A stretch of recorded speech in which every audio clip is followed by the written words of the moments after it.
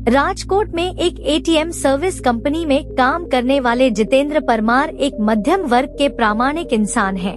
उनकी शादी को करीब 4 साल हो चुके हैं। उन्हें एक बेटा भी है। वैसे तो जितेंद्र पाठ पूजा में कम ही मानते हैं, पर रास्ते में मंदिर या मस्जिद आ जाए तो सिर झुका भी लेते हैं।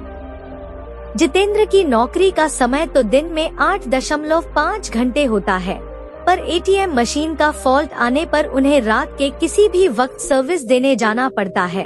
अपने इसी काम के चलते वह एक रात अपनी बाइक पर जा रहे थे। उन्हें शहर से थोड़ी दूर बसे एक रिहायशी इलाके के पास में एटीएम फॉल्ट ठीक करने जाना था। वैसे तो इस काम के लिए 2 एग्जीक्यूटिव जाते हैं, पर जितेंद्र का पार्टनर उस रात बीमार था तो सर्विसिंग के लिए उन्हें अकेले ही जाना पड़ा। स्पॉट पर जाकर जितेंद्र ने अपनी बाइक स्टैंड पर लगाई, तभी उन्हें वहां एटीएम बूथ पर एक लड़की दिखी। जितेंद्र ने सोचा कि उसे शायद पैसे निकालने होंगे और वह के ठीक होने का वेट कर रही होगी।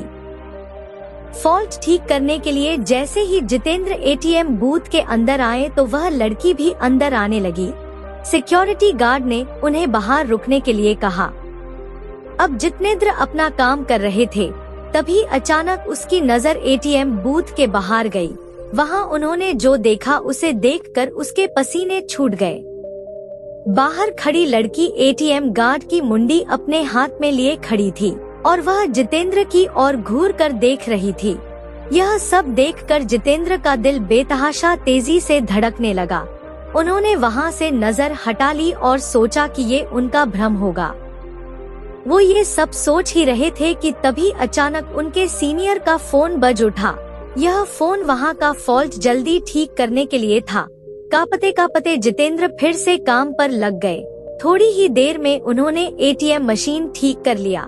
इस बार एटीएम बूथ से बाहर देखने पर सब नॉर्मल लग रहा था।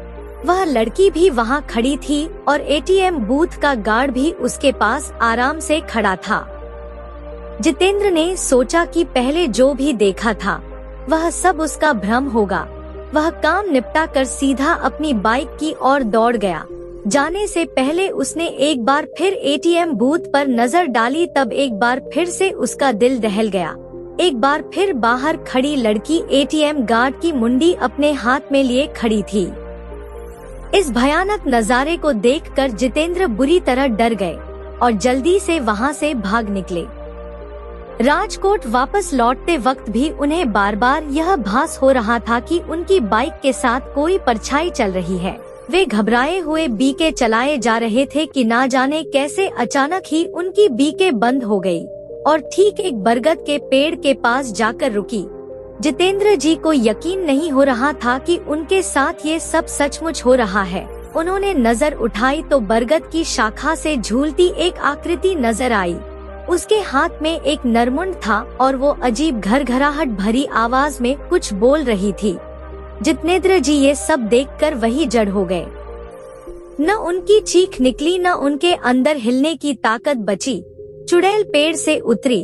उसके उल्टे पांव देखकर जितेंद्र जी के पसीने छूट गए। उन्होंने आंखें मूंद ली और भगवान को याद करने लगे। चुड़ैल उनके बगल में आकर बैठ गई और उनका सर सहलाने लगी। इसके बाद जितेंद्र जी को कुछ याद नहीं कि उनके साथ क्या हुआ। जब होश आया तो वे एक हॉस्पिटल में थे। सुबह कुछ स्थानीय लोगों ने उन्हें बेहोश पड़ा देखकर हॉस्पिटल पहुंचा दिया था।